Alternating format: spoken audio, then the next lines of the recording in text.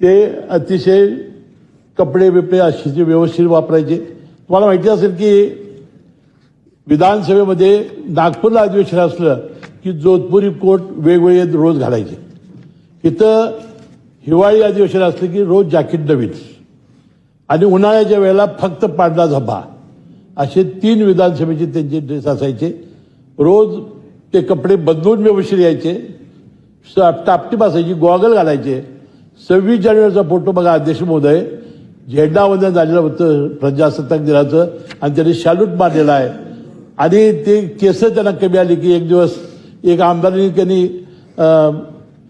Hair transplant केलं होतं. त्याला म्हटले त्याला बोलव. त्यांनी बोलवलं आणि सांगितलं कुठे केलं? ते म्हणलं मी दुबईला केलं. म्हटलं दादा तुम्ही काय करत नाही? केस असले तरी मी देखणं आहे का नाही? आणि खरोखर ते बघा 26 जानेवारीचा फोटो मला वाटतं ती परमेश्वर दिसत लागली. मी त्यांच्या हक्काला शांती करावी.